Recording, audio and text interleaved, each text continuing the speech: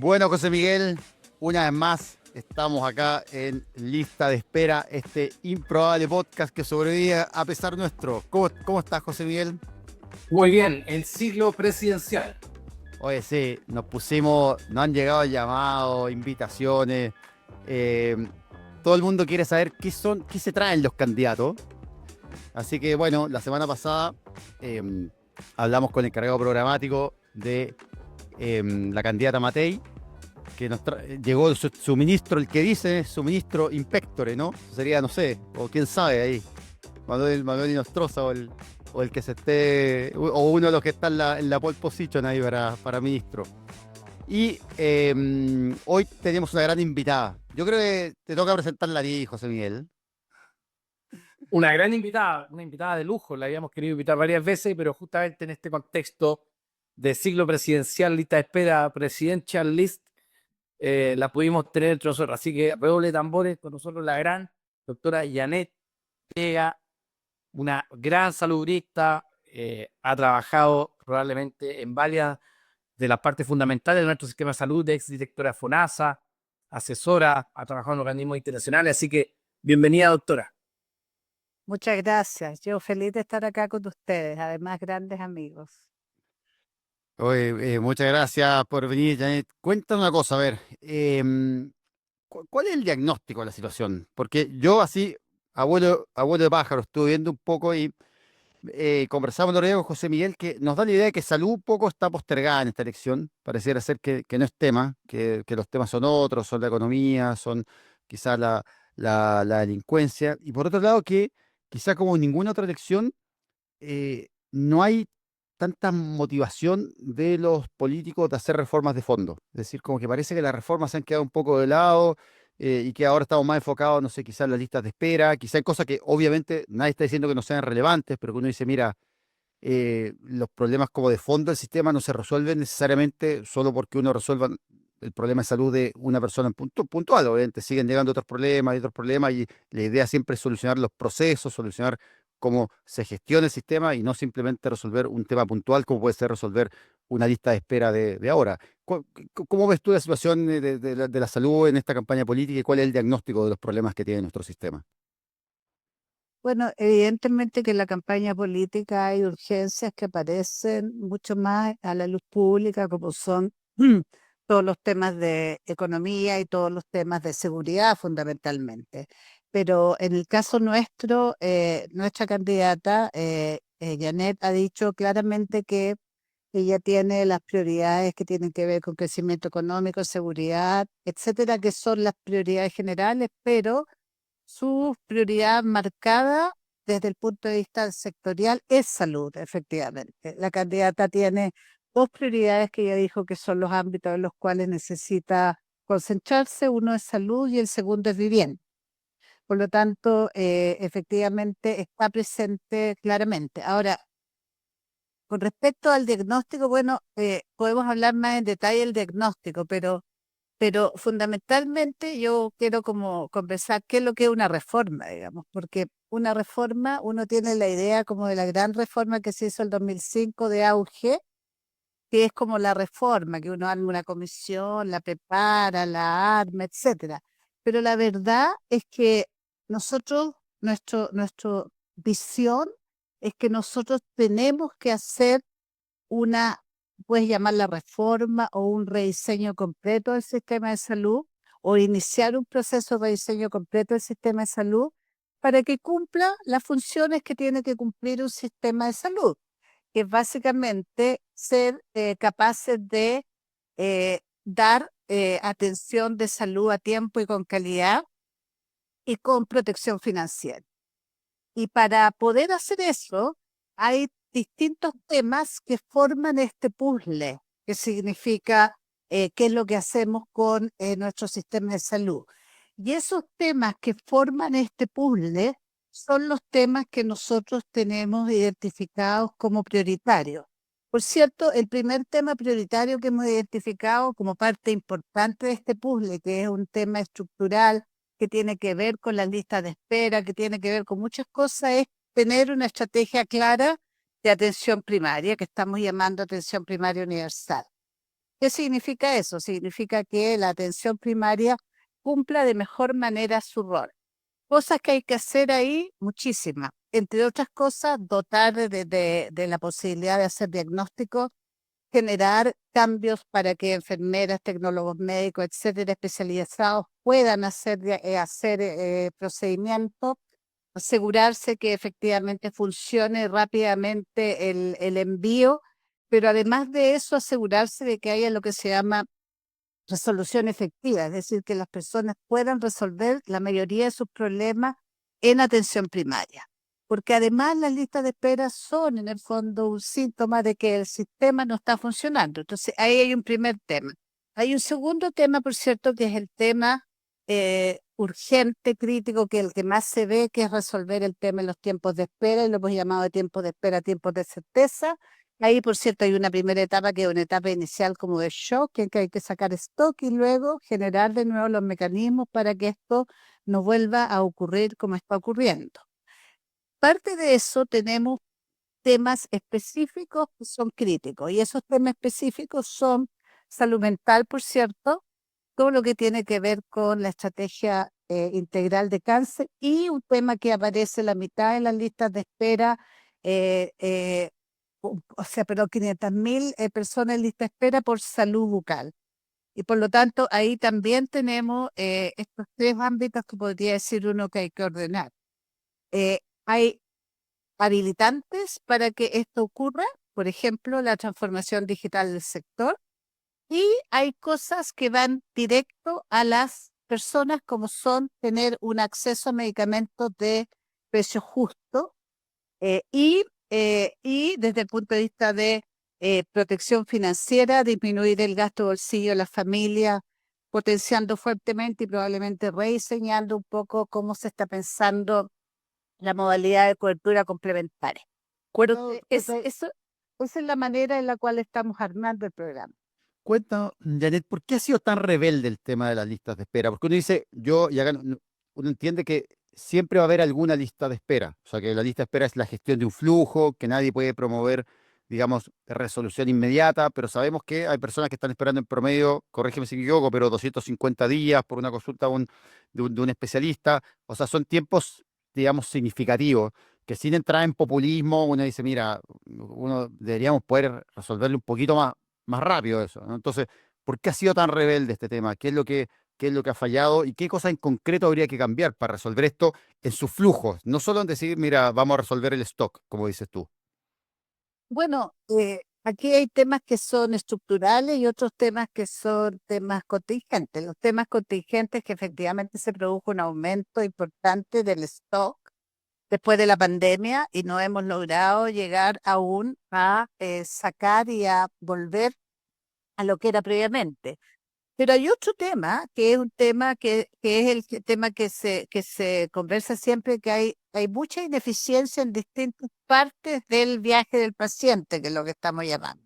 Y ese viaje del paciente tiene ineficiencias, por ejemplo, que tiene que ver con el uso de pabellones, ineficiencia que tiene que ver con que hay mucha derivación es decir, te mandan un paciente de atención primaria por hipertensión, lo ve el médico en el ámbito secundario y lo manda al especialista hospitalario y se crea un pool de pacientes que están ahí en la atención secundaria, que hay una derivación inter. Tenemos también, por cierto, todo el tema que tiene que ver con licencias médicas, con ausentismo, el tema que tiene que ver con falta muchas veces de insumos, que hace que muchos pabellones se suspendan, etcétera, y la derivación inapropiada o más de lo necesario desde atención primaria. En parte de eso tenemos el tema de que la formación actual, la verdad es que para hacer un diagnóstico, lo que nosotros hacíamos, que uno que se en el fondo percutía, escuchaba, todo ahora es con exámenes. Entonces ahí se va generando algo que es finalmente más y más demanda. Pero hay un segundo tema que se toca poco, que es cierto, hay que reformar, rediseñar, generar eficiencia, pero también tenemos un subfinanciamiento del sistema de salud. Nosotros tenemos en este momento un presupuesto de 17 billones de salud, y del presupuesto de salud.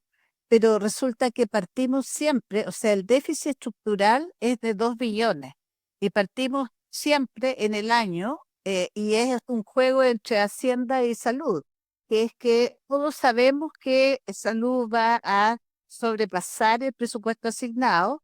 Todos los años esto ocurre, pero en la práctica esa brecha es una brecha que no se ha cerrado y hay mecanismos importantes que pudieran echarse en marcha para obtener más retorno, más ingresos, fundamentalmente por cierto tema de licencias médicas, pero además de eso, el ordenar la compra. La compra es un fenómeno que produce mucho gasto y ese gasto que significa que se acaban los recursos y ese acabo de recursos al final significa que los pacientes no son atendidos, por lo tanto volvemos a tener listas de espera. Ese círculo vicioso es un círculo vicioso que tenemos que cortar. Oye, Perdón, sí, para que la gente entienda lo que señalaba, digamos, eso que partimos siempre, eso se refiere cuando se nos acaba el presupuesto tipo septiembre, ¿no es cierto? Como todos los años, vienen las remesas, pero esas remesas son producto del presupuesto del año subsiguiente y por eso todos los años salimos, digamos, bajo Se para atrás. bicicletea, digamos. Él se bicicletea, digamos, con una buena casa chilena, ¿no es cierto? También nosotros en los hospitales y el sistema bicicleteamos parte de su presupuesto y eso es lo que nunca se ha ordenado, ¿ah? Eso no es culpa de este gobierno, ni no es culpa de este gobierno, ni el anterior, ni esto es un, digamos, un problema estructural del sistema que nunca hemos logrado, digamos, poner a cero los presupuestos, cosa de partir el año, digamos, con presupuestos Así es. cero, ¿ah?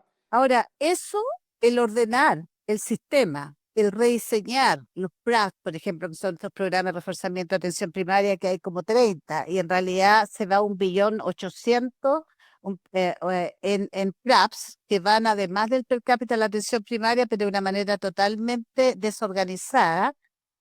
Todo esto es la gran reforma del sistema de salud que necesitamos. Esa es la reforma. Uno le puede llamar lo que tú quieras, pero finalmente es cambiar un sistema que fue hecho para una población joven con problemas materno-infantiles en el año 50, que hasta el día de hoy le sacamos jugo a ese sistema, por un sistema que efectivamente responda a los desafíos actuales, que son enfermedades crónicas, envejecimiento, una población mucho más informada, el hecho de que la atención primaria tiene que ser en el domicilio, que hay que moverse, pensar de otra manera el sistema de salud, en el cual las personas tienen un rol mucho más relevante. Entonces, es así que es una reforma grande. Y sin esa reforma, el resto son voladores de luces. Podemos decir que vamos a poner el seguro no sé cuánto acá, que vamos a crear tal institucionalidad, pero la verdad es que aquí hay que, como dicen los maestros, hay que entrar a picar. oye, Net, ¿y cuánto crees que afecta un poco la politización que yo siento se da muchas veces en la atención primaria? Es decir, todos sabemos que bueno, en los 80 se produjo la municipalización de la atención primaria y todos hemos visto, y a mí me lo han contado muchas veces colegas, que con muchas veces las prioridades a nivel de los consultorios se modifican según las elecciones, ¿no? El año antes de la elección empiezan a ser los más programas para adultos mayores, porque los adultos mayores son más responsables para votar, entonces el alcalde quiere que se note que está presente ahí con los adultos mayores, eh, y se usa muchas veces, incluso uno ve que por ejemplo, algunos alcaldes asocian su nombre directamente, no sé, al consultorio, actividades del consultorio. Uno dice, no habría que cambiar eso también, ¿o no? Que uno echa de menos, porque uno sabe que los hospitales no son perfectos, pero al menos se logra un poco evitar esa politización, porque el director del hospital no es como un candidato como en campaña permanente, como es el alcalde, que es en la práctica el encargado de los consultorios. ¿Crees tú que habría que hacer algo al respecto? Fíjate qué interesante lo que tú planteas, porque apunta a un problema que no solamente es un tema de atención primaria, sino que es un tema, yo diría, global también del sector, que es que se ha perdido bastante la gobernanza. Entonces tenemos este teórico director de salud, de servicio de salud, que es el que tiene que hacerse cargo de la red y en teoría debería ser capaz de manejar efectivamente con una buena gobernanza, tanto la red de atención primaria como el hospital, porque de hecho, dado que hay recursos que están marcados para específicamente algunas cosas, uno esperaría que esas cosas se cumplieran. Yo no esperaría que independientemente de lo que ocurriera, efectivamente hubiera resolución de 90%, que es lo que habitualmente resuelve la atención primaria. Pero ahí lo que ocurre efectivamente es que los recursos muchas veces ni siquiera se ocupan para salud. Y eso tiene que ver, claro, con la municipalización que ha traído bastante ventaja, pero también tiene que ver con el monitoreo y la gobernanza. Y desde el punto de vista del monitoreo, de poner plataformas a los ciudadanos para que vean en qué se están gastando sus plata, el poner interoperabilidad para que no haya gasto, etcétera, también generar transparencia apunta a, de alguna manera, sacar estos vicios que existen. Obviamente que se puede manejar un porcentaje y un porcentaje probablemente no, pero la idea es que el menor porcentaje quede al arbitrio del político o del alcalde de turno. Esa falta de gobernanza o esa gobernanza debilitada es bien crítica en los servicios de salud. O sea, yo he estado este último tiempo por algunas cosas que estoy haciendo, recorriendo todos los servicios de salud y me impresiona que los servicios de salud básicamente se gestionan a sí mismos, pero hay una total desconexión con el resto de la red, con los hospitales a cargo y con la atención primaria inexistente. Mm. Entonces, de nuevo, los mecanismos de gobernanza que tenemos nos dan cuenta de lo que necesitaríamos. Ahora, estoy hablando como medio en difícil, pero la verdad es que lo que estoy tratando de decir es que un rediseño del sistema de salud es crítico, urge, quien quiera que llegue lo va a tener que hacer. Ojalá que lleguemos nosotros. Y por lo tanto, no podemos seguir pensando que vamos a resolver el problemita A o el problemita B, porque el problemita A, B, C y D están todos concatenados. Eso es lo que estoy diciendo. Oye, Janet, y hablando de problemitas, yo te voy a plantear un problemazo. Vale. A ver, para ver cómo lo han trabajado ahora el gobierno y cuáles son las propuestas de Janet. Porque yo veo que uno de los problemas cruciales es lo que hablabas algo de interoperabilidad. Es decir, los, y uno siente que algunos de estos problemas se podrían resolver quizá de una forma informática, ¿no? Por ejemplo, uno ve que un paciente va al consultorio, al hospital, y muchas veces el consultorio no saben lo que se hizo en el hospital no saben lo que se hizo en el consultorio. Pero más aún, muchas veces un paciente se hace un examen pagado por FONASA, por ejemplo, en el sector privado, va con ese examen, por ejemplo, al hospital y mira, le resulta que solo está disponible el informe, no está la imagen, el médico no puede tomar ninguna decisión con eso, no lo puede presentar un comité oncológico, no puede, digamos, hacer nada, la persona lo tiene en un CD o no lo tiene. Entonces, siento que a veces FONASA paga por cosas que después no las puede realmente utilizar en provecho del paciente de forma global. O sea, ya no solo para que el paciente se haga la imagen, sino para que se haga algo con esa imagen. ¿Podríamos hacer algo más? Ahora, Por ejemplo, y te tiro una idea, sí. sí, lo que se ha dicho el tema de en Francia, por ejemplo, que usan esta carta nacional de, digamos, de salud, que tiene información del paciente, que viaja, digamos, y se puede comunicar o hacer un repositorio nacional, por ejemplo, de imágenes. ¿Qué podemos hacer al respecto? ¿Cómo lo ven ustedes? Bueno, ese es un tema que nosotros llevamos muchísimos años. Partimos como los pioneros tratando de digitalizar el sector salud y llevamos 30 años y la verdad es que los avances han sido mucho menos que la cantidad de recursos que hemos invertido. Sin embargo, está la semilla. Este gobierno va a dejar instalado la interoperabilidad entre todos los consultorios, CEFAM, etcétera, con sus hospitales base. Eso finalmente va a quedar instalado ahora para el caso consulta nueva especialidad, pero ya habiéndolo hecho, ya es mucho más fácil ampliar. Hay un segundo tema que tiene que ver con esta ficha electrónica que viaje. Esta ficha electrónica no es que viaje la ficha completa, porque tú no vas a poner, por ejemplo, si le tomaste la presión o no, pero tenemos que ponernos de acuerdo en un conjunto mínimo de datos que sea lo que viaje y también los repositorios, que no necesariamente haya uno solo, pero que se pueda consultar el repositorio correspondiente desde el sistema de salud. En el sector salud nosotros efectivamente tenemos RISPACs, que son los repositorios de imágenes en toda la red prácticamente. Por lo tanto, ese no es tanto el tema y también tenemos LIS, que son los sistemas de laboratorio en la gran mayoría de los hospitales. Y el esfuerzo que hay que hacer es conectar de mejor manera para que esto ocurra. FONASA tiene un muy buen sistema de de digital, pero hay falta, y eso es lo que hemos estado tratando de hacer ahora, conectar la MLE con la modalidad de libre elección con el resto de las atenciones para que efectivamente uno pueda saber que el paciente fue atendido.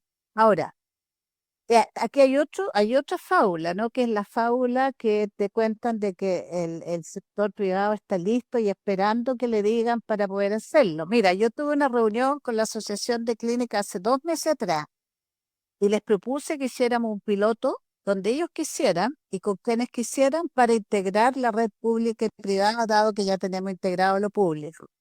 Y lo que me dijeron fue que sí, que lo íbamos a ver, que no sé qué, pero que el problema es la confidencialidad de los datos, ta, ta, ta, ta, ta. Resumen, todavía estoy esperando. Entonces, no, pero es que es así, porque, o sea, todo el mundo dice, no, pero si nosotros estamos disponibles, y el colmo, y qué sé yo te estoy diciendo, nosotros tenemos en este momento conectado y vamos a terminar este gobierno con la red conectada completa, con los RIS packs conectados completos y con los LIS conectados completos. Y se está trabajando en el conjunto mínimo de datos para que efectivamente en este momento hay visión completa. Hay una carretera que se llama carretera convergente. Están los registros clínicos 90% digitalizados, de registros clínicos en la atención primaria, en los hospitales alrededor de, yo te diría, de los grandes, casi todos. Tenemos una muy buena carretera digital. Estamos en este momento iluminando, que se llama poniendo internet en todas las costas rurales, y estamos de alta velocidad, y estamos potenciando todo lo que tiene que ver con hospital digital, que es una cosa muy importante. Pero para llegar a la interoperabilidad completa también se requiere, porque esto no es decirlo, esto es hacerlo, esto hay que armar el mensaje, hay que tener un buen grupo, hay que ponerse de acuerdo en la interoperabilidad semántica, que es la más importante, y esa interoperabilidad semántica sí que es bastante débil en general en los prestadores privados, excepto en los prestadores privados grandes, que es utilizar la clasificación internacional de enfermedades, utilizar las clasificaciones LOINC de examen de laboratorio, porque si tú no las utilizas es como que uno habla en japonés, el otro en inglés, es imposible. Mm. Y ese trabajo no está hecho. Entonces, ¿qué es lo que nosotros pensamos que podemos avanzar? Sin duda alguna, vamos a tener toda la red completa interoperando, y eso el primer año, porque los casos de uso que quedan pueden ser resueltos el primer año. En segundo lugar, efectivamente la creación, que ya está la idea del Servicio Nacional de Salud Digital, que significa en la práctica que el hospital digital pasa a ser un servicio y que utilizamos las herramientas digitales para informar exámenes, para consulta sincrónica, es decir, con el paciente, y consulta sincrónica, es decir, consultoría con médicos, con especialistas. Y, por cierto, para apoyo diagnóstico. Pero también creemos que hay herramientas de inteligencia artificial que ya hay experiencias y que esas experiencias se pueden ampliar.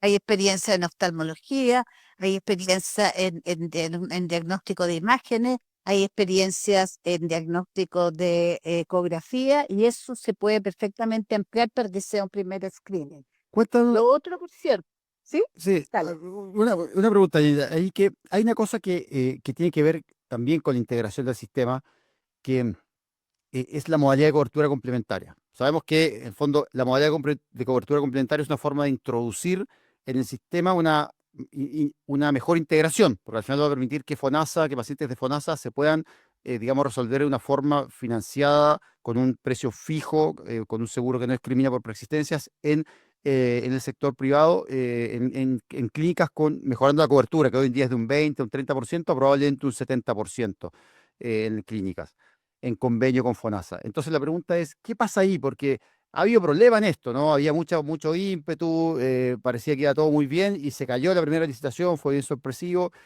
Ahora está como en el pantano la reforma y dice, ¿irá a salir esto? ¿No irá a salir? ¿Cómo lo ves tú eso? O sea, hay una ley que hay que implementar. Eso ya está aprobado en el Congreso. Lo que ocurre es que probablemente nosotros desde ese punto de vista nos diferenciamos un poco del gobierno, porque creemos que hay que probablemente mirar con más detalle rediseñar un poquito la manera que se está pensando esta MSC, porque los mecanismos de pago son instrumentos muy, muy, muy importantes para rediseñar sistemas de salud. ¿Qué es lo que es un mecanismo de pago? Yo a ti te pago porque tú me ves con consulta, pero te puedo pagar también si tú me solucionas el problema y me tratas la amigdalitis, por ejemplo. Por lo tanto, en esta modalidad complementaria, que para que las personas entiendan, sobre el 7% va a haber que pagar se puede elegir pagar un monto, una prima adicional, como uno lo hace en sus planes de ISAPRE, para poder atenderse con mejor cobertura en el sector privado. Esa negociación con los seguros no necesariamente tiene que ser como una especie de modalidad de libre elección renovada, sino que uno puede usar el instrumento para generar seguros que funcionen por población a cargo o que funcionen para resolver eventos específicos. Y ahí sí que tú mueves el sistema. Entonces, nosotros pensamos que eso es lo primero que hay que hacer, hay que remirar en la MSC y efectivamente, bueno, por cierto, conversar mucho más con el sector privado y en conjunto diseñar un mecanismo, porque al sector privado, prestador, también le conviene que haya un mecanismo que sea más eficiente, porque si no, lo que les va a pasar es que les va a aumentar la demanda brutalmente y finalmente no va a haber seguro complementario que sea capaz de cubrir esa demanda, que es un poco lo que pasa con las ISAPRES, digamos. Entonces, ese mecanismo hay que mirarlo bien. O sea, va a quedar tarea para el próximo gobierno implementar la MSC. O sea, yo no sé si va a quedar tarea para el próximo gobierno. Lo que sí te puedo decir es que independiente del momento en el cual esté la MSC, nosotros, si somos gobierno, la vamos a remirar para mejorar la forma de utilización de los mecanismos de pago que signifiquen en la práctica hacerse cargo el paciente. O sea, no que tenga una consulta, sino que hacerse cargo el paciente, que al final lo que sabemos es que si tú simplemente haces consulta y resuelves los problemas como que fueran problemas agudos, en la práctica no resuelven los problemas porque los problemas que tenemos son problemas crónicos que requieren un acompañamiento permanente. Oye, Janet, y cuéntame un poco, ¿qué es esto de los medicamentos a precio justo? Porque a veces cuando uno escucha precio justo, a veces como que le asusta, ¿no? Uno se acuerda de esta experiencia con el gas, ¿no? Ahí de Jackson, que no anduvo muy bien. Entonces, uno sabemos así que Chile tiene uno de los gastos de bolsillo más grandes de la OECD. Somos, si no me equivoco, el tercero o cuarto en gasto de bolsillo, es decir, el país donde el tercero o cuarto de la OECD donde las personas gastan más de su dinero y no cubierto por el seguro, es decir, en pagar medicamentos, ¿no? 30% del gasto de salud y 30% de ese solamente es Farro. Ya, mira. Del 30. Entonces, ¿qué Sí. es esto? ¿Qué es de esto a precio justo? Ahí para que a ver si no se nos asusta la gente ahí con esto. Oye, espérate, y de que el 1%, ojo, y ese 30%, ese 30% es promedio, pero los percentiles de población más vulnerable, es decir, la gente más pobre, gasto en salud, gasta el 60% en medicamentos. 60, Entonces, impresionante. impresionante, el 60% en medicamentos y el sector gasta más o menos el 20, el 17, me parece que. Entonces, sin duda que aquí tenemos un tema bastante importante. ¿Qué es lo que estamos diciendo medicamento a precio justo? La verdad es que no es una revolución, ni vamos a estatizar los medicamentos, ni nada. Lo que estamos planteando es lo siguiente. En primer lugar, mejorar la capacidad de negociación de la CENAVAS, que es la Central Nacional de Abastecimiento, que compra los medicamentos para el sector público, para que la intermediación, es decir, los medicamentos que se compran para el sector público sean comprados en su gran mayoría por la Central Nacional de Abastecimiento. ¿Qué permite esto? Permite, por cierto, tener una capacidad de negociación mucho mayor. Por lo tanto, ahí hay una primera ganancia. En segundo lugar, y además permite ahorro. El año pasado ya con la implementación informática que está haciendo, lograron, y con la intermediación, el aumento de intermediación, lograron ahorrar alrededor de 500.000 millones de pesos. Mm. Eso es lo primero. Pero lo segundo es utilizar también esta capacidad negociadora para ampliar los convenios con las farmacias que existen y probablemente ampliarlo también mucho más con cadenas específicas que compre Senadás, de modo que permita que el medicamento le llegue a la persona final al usuario final a un precio mucho más barato. Los medicamentos, estoy hablando de los medicamentos habituales que uno utiliza. Además de eso, estamos, por cierto, planteando que rediseñemos la logística de modo tal que los medicamentos lleguen a domicilio, es decir, los pacientes crónicos les llegue su medicamento mensual a domicilio como corresponde. Y el tema este de que no, porque no se los van a tomar, es como bien paternalista, porque en realidad la gente igual no los va a buscar o no los va a buscar, no es la decisión de tomárselo, no está de la mano de dónde los recibe. Y también estamos pensando Una cosa, Janet, obviamente, totalmente de acuerdo ahí, y creo que hay un tema que muchas veces se olvida, que el sistema de salud cada día atiende, antes estaba muy enfocado también en adultos mayores, pero hoy en día también hay mucha población en edad laboral que muchas veces no puede simplemente ir en la mañana, o sea, a las 11 de la mañana, hacer una cola de 3 horas en la farmacia y pedirse un tiempo ahí, eso no es viable, y sobre todo no en es bien, comunas exactamente. en donde a veces la única farmacia es el hospital, en muchas comunas. Entonces, eso hace que las colas en verdad se terminen siendo casi inevitables si es que no se hacen mecanismos de despacho a domicilio que existen en otros Claro, países. Esto no se está gastando en la rueda. y lo que no despacha a domicilio lo puedes despachar en la farmacia en convenio. Mm. No hay ninguna Sí, sí. razón para que tengas que despachar en los lugares específicos de atención. Claro, de hecho, Y en Reino Unido, en muchos lugares es así, o sea, te dan la receta y tú vas a la farmacia, puede ser Boots o la marca X, y ahí te retiras tu medicamento. así es. Bueno, pero eso es para medicamentos normales, pero tenemos el segundo tema que son los medicamentos de alto costo, que es un tema importante porque tenemos una ley que es la de Soto, que ya está media desfinanciada, tenemos el DAC, que es este fondo de alto costo, y empezamos ya a meter cositas en este Frankenstein. Pero la causa estructural, que es la capacidad de negociación, no estamos efectivamente utilizándola mejor. ¿Qué significa capacidad de negociación? Significa que cuando ingresen medicamentos nuevos, moléculas nuevas de última generación, primero tiene que haber una evaluación tipo NICE, digamos, que no significa crear institucionalidad, pero sí significa crear, que podría incluso cumplirlo un equipo ad hoc que estuviera en el Instituto de Salud Pública, generar una evaluación que tenga, como lo hacen en el Reino Unido, un threshold, un umbral. Cuando llega a ese umbral de costo-efectividad, se compra. Entonces, es la molécula nueva, pero además tiene que llegar a un umbral que permita pagarla. Pero en segundo lugar, uno puede negociar acuerdos de riesgo compartido, que se llaman, que es que tú haces acuerdo para moléculas nuevas, pero comparte el riesgo. Si no funciona, en otras palabras, no lo pagas, para decirlo en simple. Y lo tercero que puede hacer es generar mecanismos de compras de cartera completa. Es decir, tú le negocias la cartera completa a un laboratorio de una molécula nueva, pero negocias no solamente esa molécula, sino que le negocias toda la otra cartera que ofrece el sector público y generas también un descuento. Todo eso al final es lo que redunda es mayor disponibilidad de medicamentos en el sector público y menor costo de medicamentos cuando tú tienes que ir a comprar. Es pura gestión, esto es rediseño. De nuevo, volvemos al rediseño. Perdón, No, adelante, José Miguel.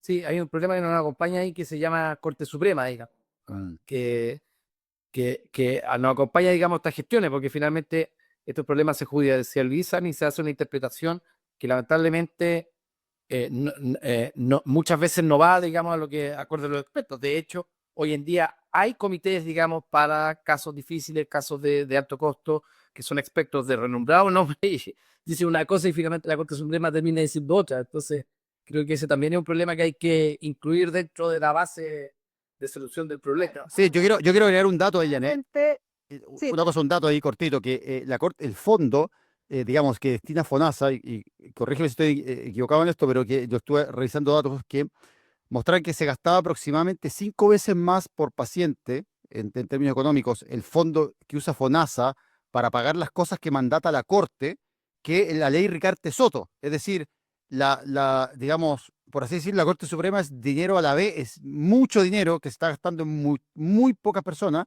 y a medida que ese número crece, crece, crece, evidentemente uno empieza a cuestionar la equidad de ese gasto, ¿no? Porque uno dice, bueno, si nos vamos a gastar, digamos, cantidades gigantes de dinero, muchas veces medicamentos que han sido súper cuestionados incluso respecto a si de verdad sirven, que eso ya es un tema aún más doloroso, porque uno dice, "Chuta, y si esto de verdad parece que ni siquiera sirve". Entonces, ¿cómo enfrentamos eso? ¿Qué solución ves tú ahí?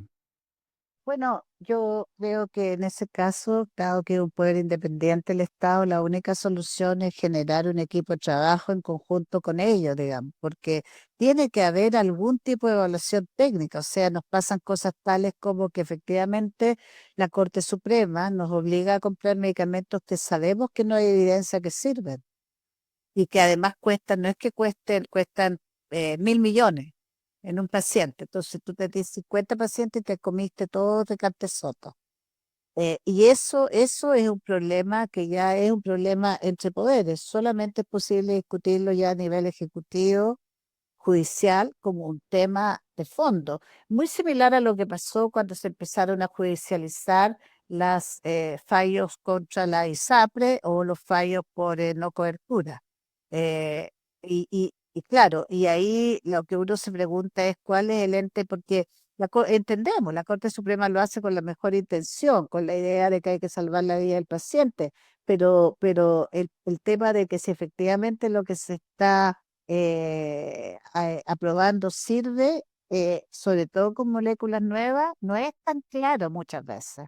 Claro, ahí, de hecho, la solución es justamente la misma que se tomó en el tema de ISAPRE, digamos, cuando se eso, que es una modificación a la Constitución, porque los supremos, digamos, los jueces de la Corte Suprema dicen, yo no sé cómo alegan tanto, si yo lo único que estamos haciendo es interpretando la Constitución dice, la vida está como valor superior y sobre todas las cosas, por lo tanto, si aquí hay una oportunidad, se hace. Por lo tanto, efectivamente la solución, aparte de estos grupos de trabajo, digamos, y del asesoramiento continuo que hay que hacer, digamos, eh, como una forma de gestión también, es que probablemente terminemos haciendo una modificación a la Constitución donde evidentemente la vida es un bien superior, pero está también, digamos, a la vez de que la evidencia, que es lo que, o también otro bien, que es la justicia, ¿no es cierto?, de poder entregar 1.000 millones a un paciente, dejar, estamos perdiendo 200 más, pues, ¿no es cierto? Así es, así es. Sí. Esos temas, los temas que se comen mucha plata son temas complejos y que tenemos que discutirlos como Estado. Aquí hay un tema que en salud, por lo menos, no debería ser un tema de gobierno. O sea, si hubiera sido un tema de gobierno, cuando hicieron el Sistema Nacional de Salud, no lo hubiéramos hecho nunca. ¿Ah? La razón por la que ocurrió es porque hubo una visión de Estado. Y esa visión de Estado en salud, y yo creo que en eso estamos todos de acuerdo, es lo que debe prevalecer. Además que las soluciones o las mejoras, los fortalecimientos, no es una cosa que ninguno de nosotros sea sacar el Nobel. O sea, sabemos lo que hay que. En lo que nos diferenciamos probablemente es en el cómo y en la capacidad de los equipos, en el sentido de que estos son sistemas complejos que tú no llegas de un día para otro, te instalas ahí por el hecho que te ponen el sombrero de ministro o de ministra, te transformaste en el conocedor universal. Entonces, esto es como decía un maestro mío, la gente cree que el tema es 90% planificación y 10% ejecución, y la verdad es que es 10% planificación y el 90% se juega en la ejecución. Yes. Al final de echar a andar la cosa es mucho más Sí, complejo.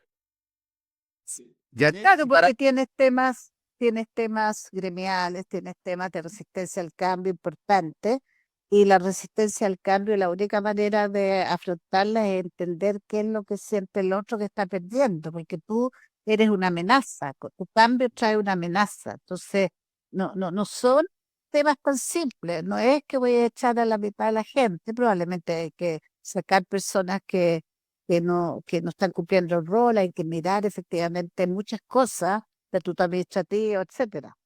Pero fundamentalmente hay que rediseñar. Oye, Janet, y para ir terminando, muchas veces se habla de la estrategia contra el cáncer. Y con José Miguel hemos comentado varias veces que echamos un poco de menos que hay mucha mamografía y poco impuesto al tabaco, poco regulación de la publicidad al tabaco en las propuestas, No hemos escuchado, por ejemplo, de modificar el impuesto a alcoholes. Sabemos que hay un problema con el impuesto al alcohol que tiene poca progresividad, ¿no? En el fondo, lo que uno esperaría es que el impuesto, por ejemplo, afectara progresivamente más a bebidas que tienen más carga alcohólica, que son las que más daño generan. Ahora, sabemos que esas son políticas que reducen el consumo y a la larga reducen, no sé, cirrosis, 15 tipos de cáncer, por ejemplo, que se asocia al tabaco, etcétera. Eh, ¿Qué pasa ahí? ¿Por qué esos temas no están en el programa? Bueno, no están en el programa, en ninguno de los programas en estos momentos, porque como dice el maestro Hernán Sandoval, uno hace los programas en verso y gobierna en prosa. Un filósofo, eso está Entonces, Sandoval. claro, entonces muchas veces los temas de la urgencia, de lo que le está afectando en este momento a las personas, tienen mucha más visibilidad. Evidentemente que hay que trabajar en paralelo en los paquetes legislativos para eh, cambiar las raíces, las causas de las causas, como diría Mármol, que son poblacionales y que tienen que ver con cambios sistémicos. Nadie hubiera dejado de fumar si no hubiera sido porque pasaron las leyes. Lo mismo ocurre con la alimentación, lo mismo el ejemplo de los niños que miran ahora Mm. cuántos circulitos tiene. Y esos son efectivamente cosas que hay que hacer, sin duda, desde el día uno, pero que no dependen exclusivamente del sector salud, porque hay que tener la convicción y las alianzas políticas en el Congreso y nosotros sabemos cómo funciona eso. Entonces, nuestro programa lo que intenta mostrar es y comprometernos a cosas que nosotros sí podemos cumplir en el periodo o dejar instalados como política de Estado. Por eso tampoco vas a ver en nuestro programa que vamos a construir 800 hospitales ni nada. Estamos diciendo, esta cuestión no puede seguir así, no podemos seguir construyendo estos tremendos hospitales que no se ponen nunca en marcha, que no tienen personal ni camas vestidas. Por lo tanto, tenemos que, ok, vamos a terminar lo que tenemos comprometido ya en ejecución, pero empecemos a mirar también el tipo de construcción que usamos, los dispositivos para ir acercándonos a la gente. Ahora, las cirugías, tú no necesitas tener un hospital porque puedes hacer cirugía mayor ambulatoria, muchas de las que son las más frecuentes. Entonces, de nuevo, tenemos que racionalizar la toma de decisiones en salud. Eso, y eso lo quiero volver a insistir, eso es la gran reforma de salud. Eso es la reforma que tenemos que hacer ahora, porque esa va a la vena de nuestro objetivo, ser capaces de dar atención de calidad a tiempo con protección financiera. José Miguel, no sé si se quedó algo en el tintero, algo que... Como síntesis. ¿Qué Ah, le pasó con la Esta es tu oportunidad. para vender como síntesis? No, no.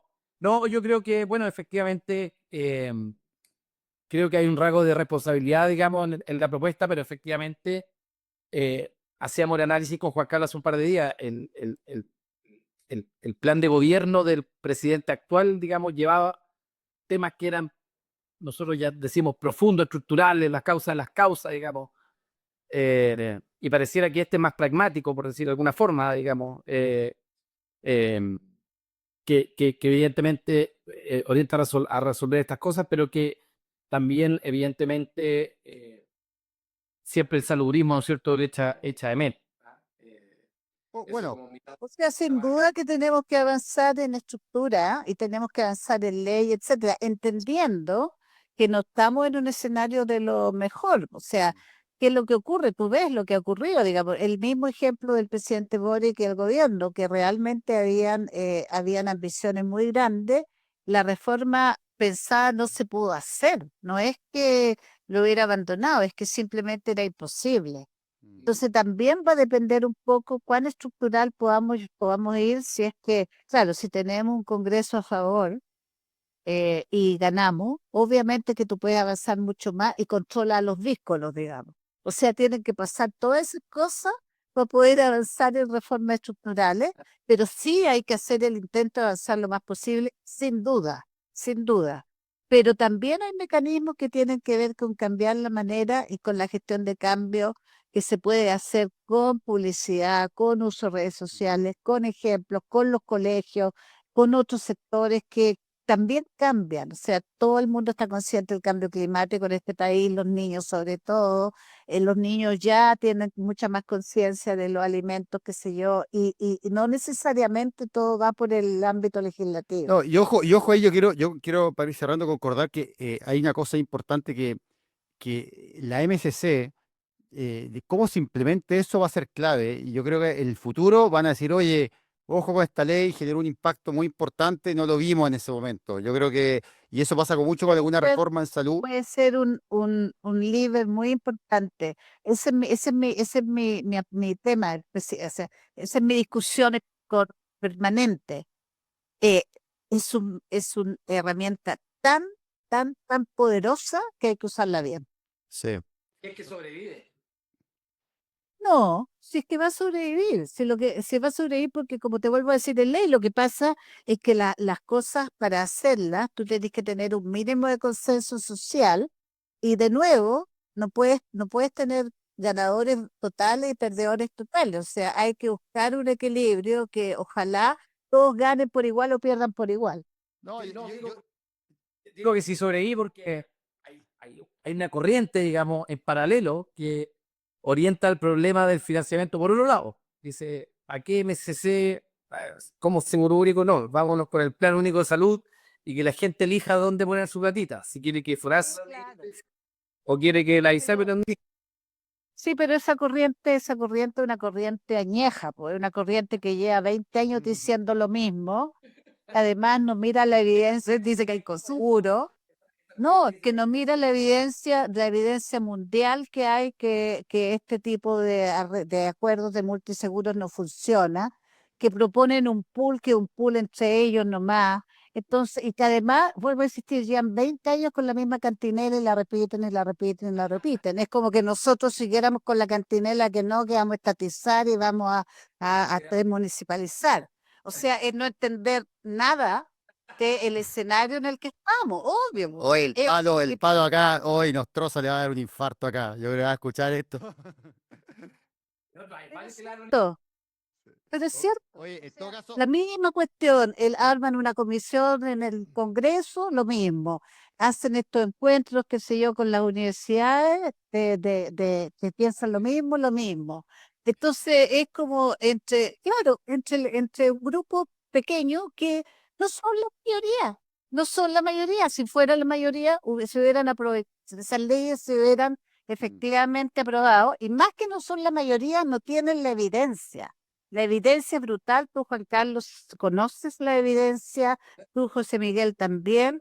Pues claro que el tema multiseguros no funciona. yo creo eso sí, Y una cosa, que la ley, la MSC sí va a sobrevivir porque pienso que al final, con muchas cosas políticas, sobreviven las cosas que benefician a todos. Yo creo que acá así es. hay una cosa geopolítica acá que mira, por un lado, algunos los que les gusta más FONASA dicen, mira, esto por un lado va a llevar más gente a FONASA, va a hacer FONASA más atractivo. Y por otro lado, la ISAPRE por otro lado, las ISAPRE están muy pequeñas, muy débiles, y las clínicas necesitan más flujo de pacientes y de dinero y que Que les al paguen, final son las que importan, los claro, portadores. y que les paguen a tiempo. Entonces las clínicas también, ojo, las clínicas también se están frotando las manos, están diciendo, oye, acá nos van a llegar más pacientes, que nos van a poder pagar a tiempo. Entonces, no es, creo que en ese sentido es un acuerdo muy chileno, o sea, muy democrático también. Esto deja contento a ambos lados. Igual hay temas de fondo. Yo creo que igual, bueno, la doctora Saer tiene experiencia, digamos, pero es que creo que ahí falta un poco de flexibilidad de FONASA, aunque Mm, efectivamente FONASA, a pesar de ser un oligopolio o monopolio, ¿no es cierto? Casi como está haciendo, se le está complicando mucho igual la negociación porque está siendo muy, muy rígido, digamos, en ciertos temas, sobre todo, digamos, sí. en temas de poner la pata encima sobre los precios y que efectivamente aquí hay prestadores de todo, hay prestadores que efectivamente quieren lucrar y quieren, digamos, parar el negocio con esto, pero también hay prestadores que en el fondo dicen, oye, nosotros queremos funcionar. Sin duda, sin duda. Ahora, solamente, no, yo no tengo ninguna intención particular de defender a FONASA ni a sus líderes, pero lo que sí puedo decir responsablemente, que creo que tengo que decirlo, es que la situación en términos financieros para el sector salud está extraordinariamente difícil. Y FONASA ha sido uno de los que efectivamente no le llegan los recursos. ¿ah? Entonces tiene un tema de pagar y un tema de licitaciones, costos, etcétera, que ha sido bien difícil de manejar. Vuelvo a decir, no es una excusa ni nada, pero es un factor que yo creo que también ha influido. No es tanto el no escuchar, a lo mejor también, pero también hay un factor ahí de momento financiero que no es menor. De hecho, nosotros tenemos calculado que para todo el periodo, asumiendo el crecimiento esperado, supongamos que crezcamos a un 2, alrededor de un 2, nos vamos a tener más de 3 billones para el sector, si crecemos entre todos 2,5, asumiendo que, que lo que va de recursos al sector es el doble de lo que va a los otros sectores. O sea que podríamos ir creciendo al 5% al mes. Que si pasa eso, podríamos llegar a casi 20.000 millones y esos 3 billones adicionales son los que hay que ver cómo se ponen estratégicamente. Bueno, Janet, muchas gracias por estar acá. Sabemos que el que sea que gobierne le va a tocar vacas flacas, un Congreso dividido, lo más probable. Así que no va a ser fácil ser ministro de Salud. Si llega a ser tú, que dicen que estás ahí de candidata de ministra de Salud. A mí nadie me ha preguntado. Nadie te ha preguntado. Nadie me ha preguntado. Yo tengo lo que más puedo para que efectivamente la candidata tenga éxito, porque creo en el progresismo, pero también para que tenga un programa de salud sólido que pueda implementarse quien quiera que sea el equipo de liderazgo que ella decida. Perfecto. Bueno, Janet, un gusto y no se olviden darnos like, suscribirse, compartir este podcast para beneficio de todos, que eso es lo que nos motiva, que muchas más personas puedan conocer lo que se discute y lo que se debate en salud. Un abrazo, Janet. Nos vemos. Un abrazo, José Miguel. Chao, chao. Gracias. Chao.